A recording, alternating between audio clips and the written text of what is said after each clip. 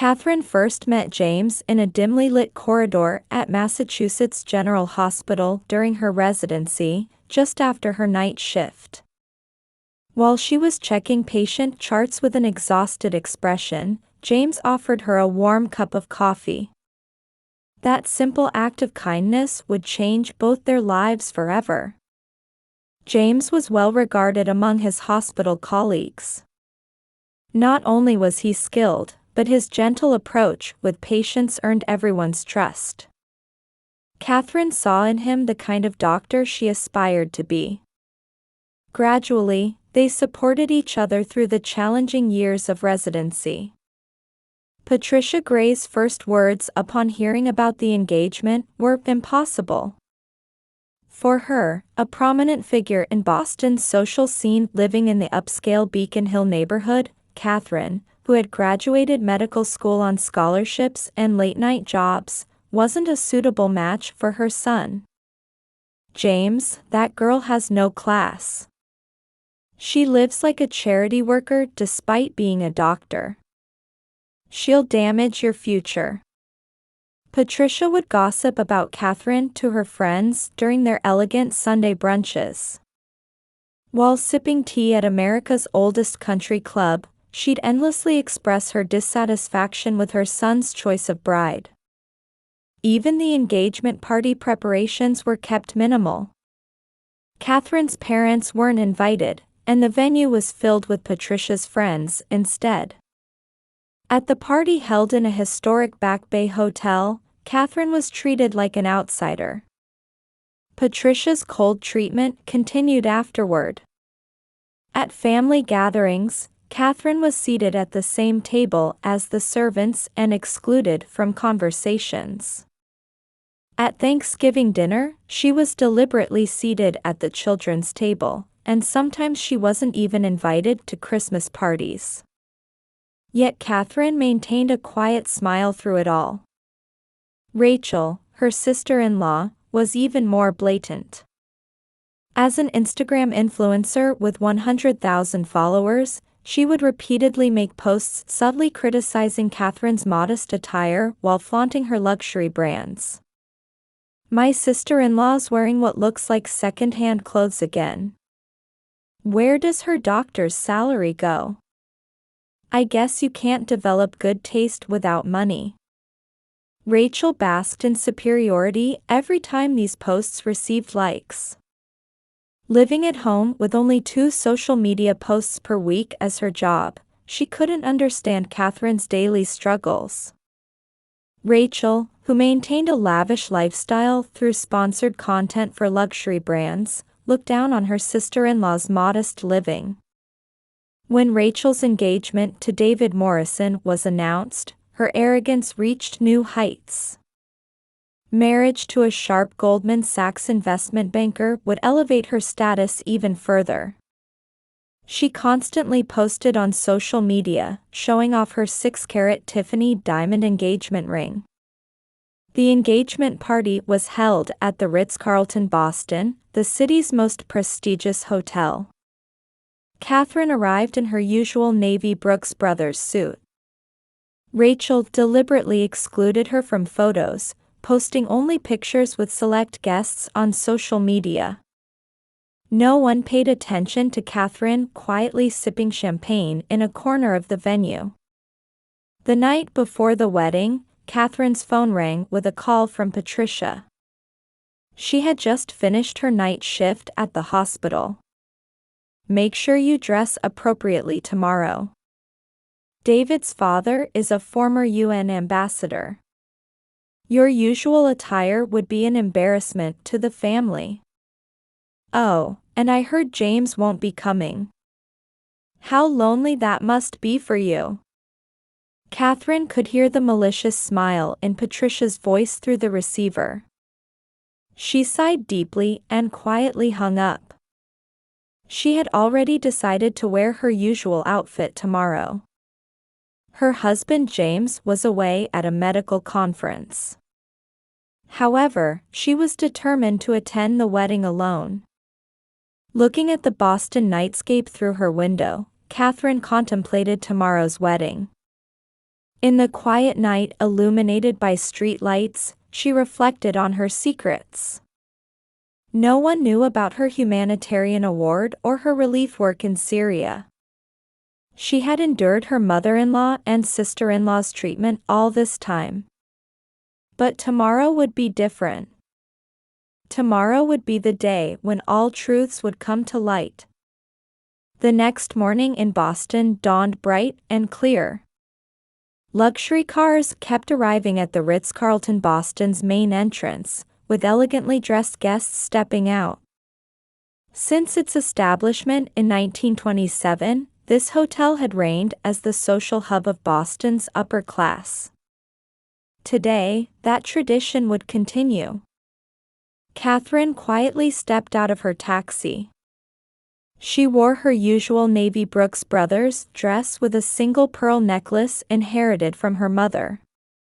Though modest, her dignified presence stood out among the guests dressed in luxury brands.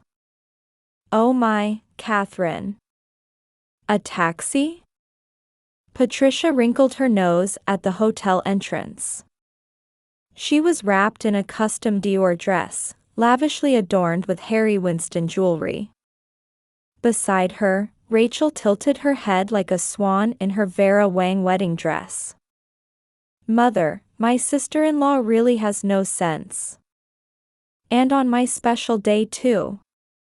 Rachel flashed a malicious smile as her friends helped her with final makeup touches using a stainless steel compact mirror. The scene was already being posted to Instagram stories.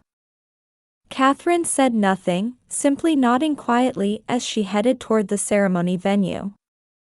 Entering the banquet hall, she was struck by the chandelier's brilliance.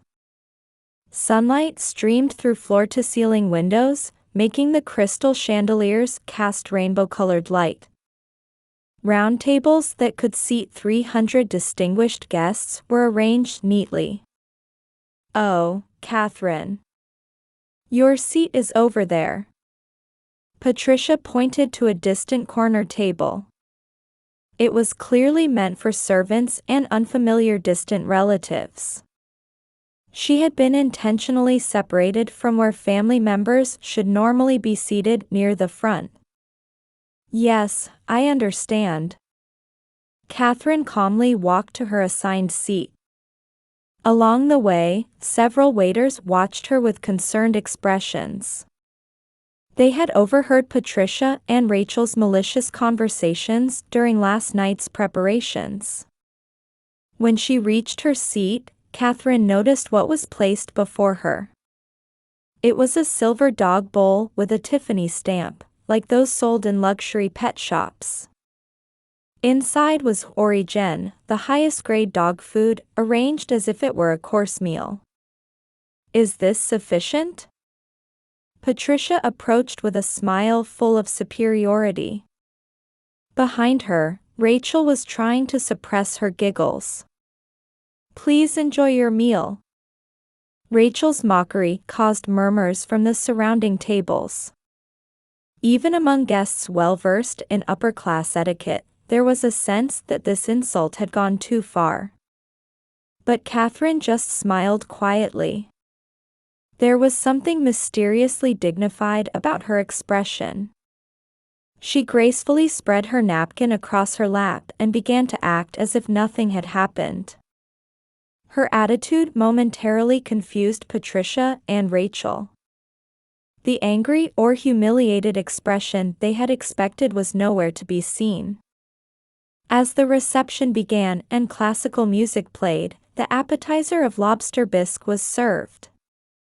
Only Catherine's table still had the dog bowl in place. Yet she sat gracefully as if this were perfectly normal. "Madam, I apologize. I'll bring you proper dinnerware right away." Catherine gave a gentle smile to the concerned head waiter who had rushed over. "Thank you, but this is fine." There was a strange confidence in her voice, as if this humiliating situation was actually going according to her plan. The reception proceeded solemnly.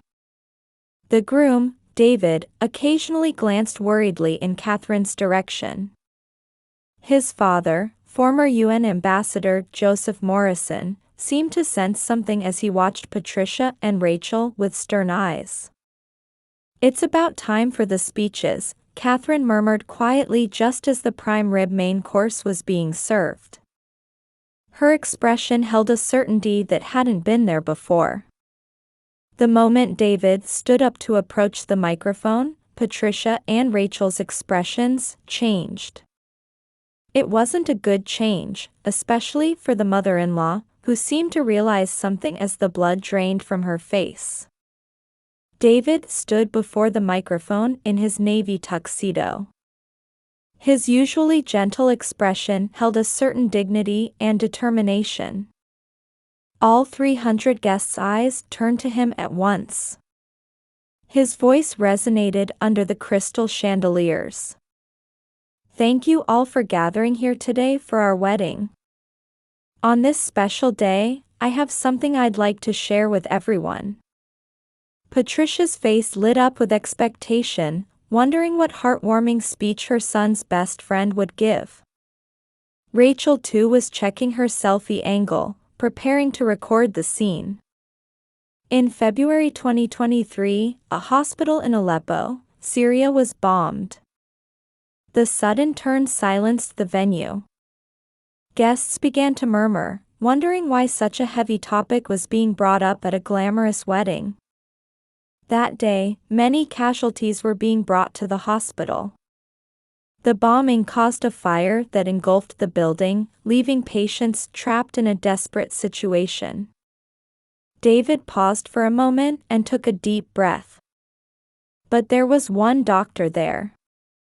She repeatedly ran into the burning building, risking her own life.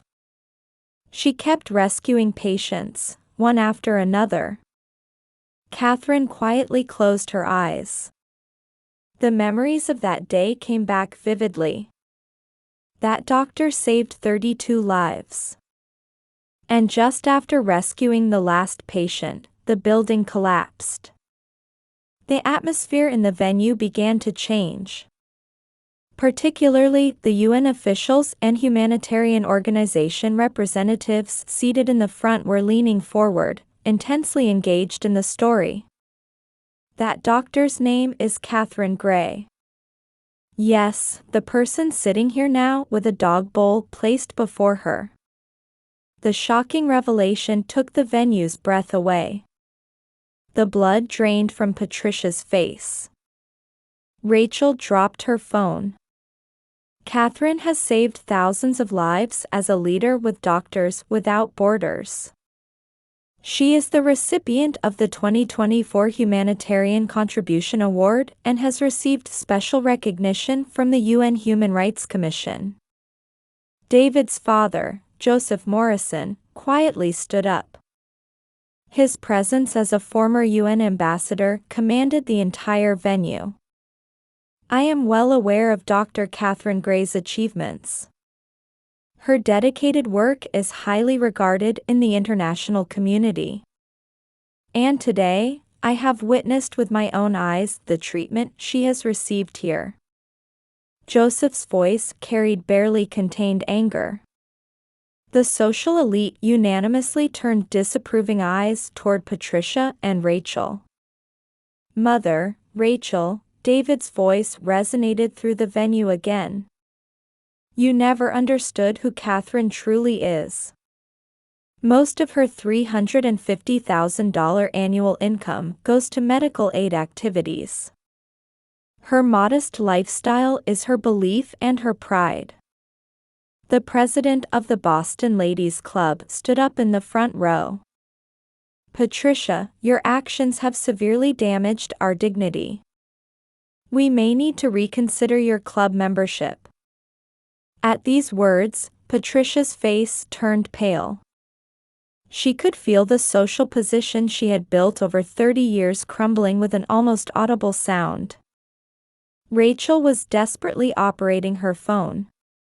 Critical comments were already flooding her Instagram, and sponsorship contracts with luxury brands were beginning to send cancellation notices. And now, I must announce the most important thing. David's voice became even more solemn. I am canceling my marriage to a family that has continued to insult such an honorable person. At that moment, Rachel let out a scream. She collapsed on the spot in her pure white wedding dress. Patricia too sank into her chair as if losing all support. David, wait. There's a reason for. Rachel's desperate voice no longer moved anyone's heart. New murmurs began among the guests. Without doubt, a new scandal would be added to Boston's social scene. Then, a quiet voice resonated through the venue. David, may I have a moment? Catherine stood up. Her presence was dignified, as if she were a different person. The strength that hadn't wavered even with a dog bowl before her now touched everyone's hearts. Indeed, the actions of my mother-in-law and sister-in-law are unforgivable. However, in the world I face daily, much more serious hatred and conflict claim many lives. Catherine's voice permeated the venue like clear water. What we need is to break the chain of hatred. Even at this moment, somewhere in the world, someone needs help. Can we afford to waste time on hatred when that's the case? David's father nodded deeply at these words. As a former UN ambassador, he understood their weight better than anyone. If you both sincerely apologize and promise to change from now on, I have no objection to continuing this wedding. Catherine's unexpected words silenced the venue again. Patricia and Rachel stared at her with unbelieving expressions. However, there is one condition, Catherine continued with a resolute expression. From now on, I want us to strive to understand and respect each other as a true family. Above all, please stop judging people solely by their social status and appearance. A deep silence dominated the venue. In that silence, something began to move greatly in Patricia and Rachel's hearts. The mask called pride was slowly peeling away. The silence was broken by loud applause from the venue. Everyone was touched by Catherine's tolerance and strength. Rachel stood up on trembling legs, clutching the hem of her pure white wedding dress. Large tears fell from her eyes. Not caring that her perfect makeup was running, she knelt before Catherine and bowed deeply. I am truly sorry. Her voice was filled with genuine remorse, without a trace of her former arrogance. The mask she had worn, wrapped in luxury brands and performing a perfect life on social media, was now completely falling away. Patricia too stood up unsteadily.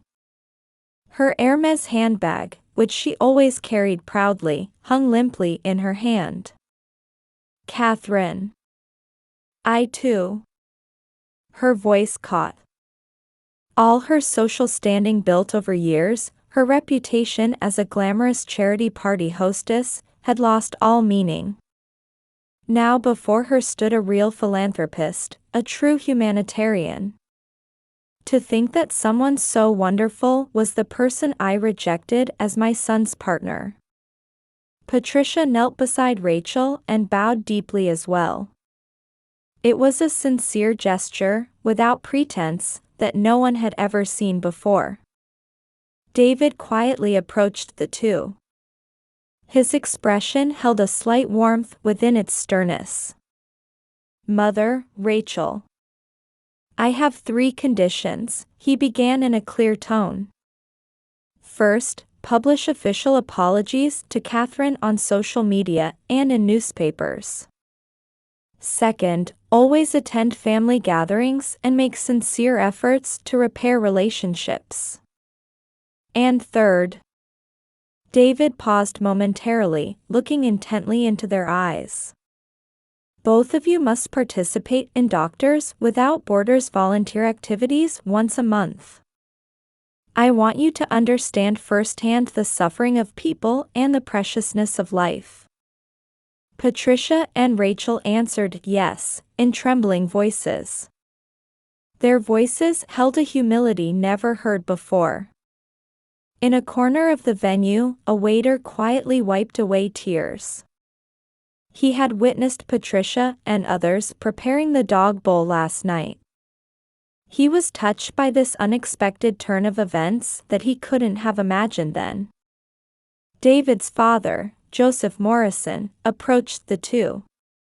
Within his dignified bearing as a former UN ambassador, there was a warm compassion. "Patricia, Rachel. Everyone makes mistakes. But the true mark of upper class is having the courage to acknowledge those mistakes and sincerely apologize." These words drew light applause from the venue. Even the Boston Ladies Club president nodded slightly. Catherine slowly approached the two. Her steps carried their usual dignified beauty. It was just a few meters from the seat with the dog bowl, but in that short distance, this family's future was about to change greatly. "Mother, Rachel," Catherine gently placed her hands on their shoulders. "As a doctor, I have seen many people's suffering. And I learned that what can ease that suffering is not hatred, but understanding and compassion." Her voice permeated the venue like clear water.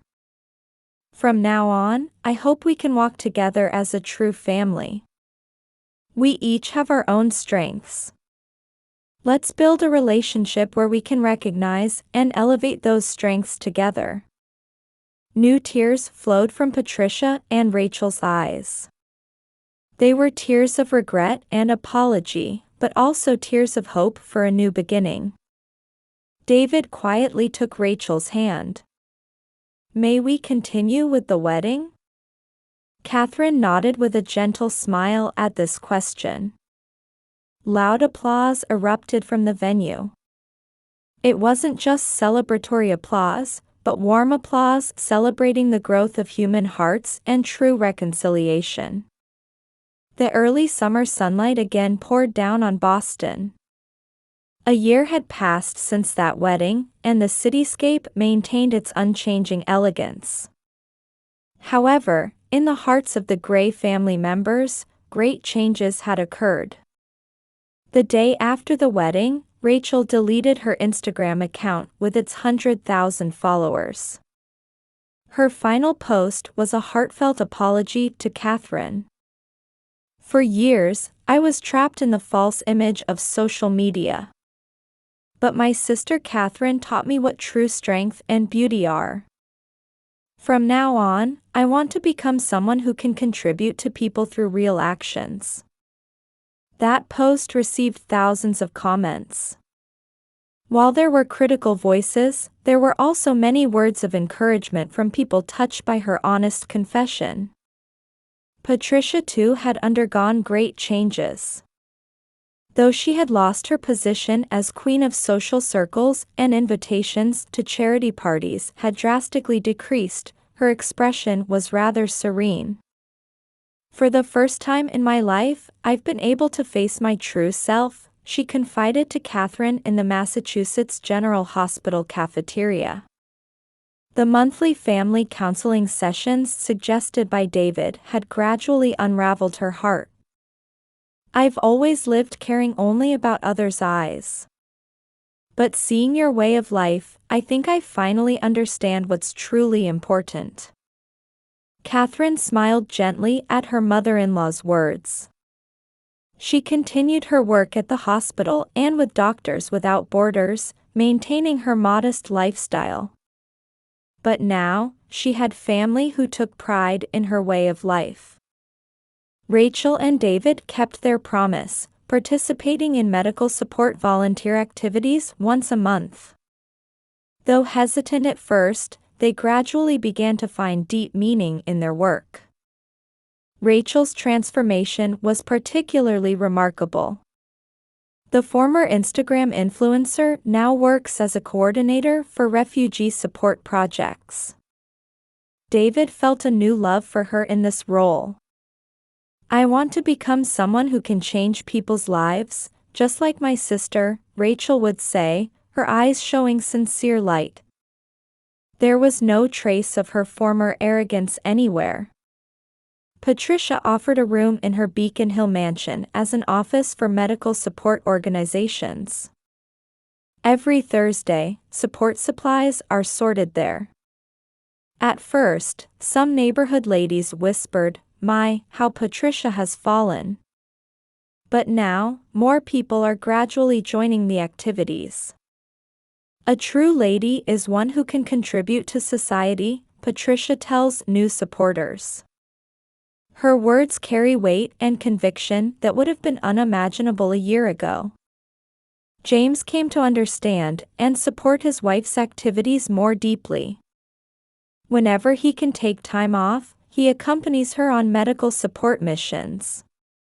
His parents too have come to show deep respect for Catherine's way of life.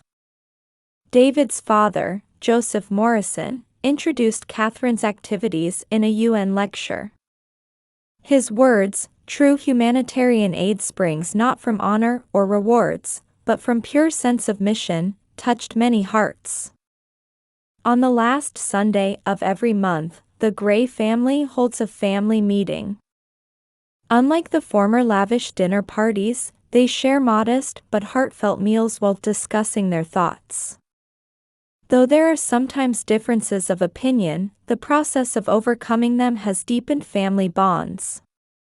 Catherine still sometimes remembers that wedding day.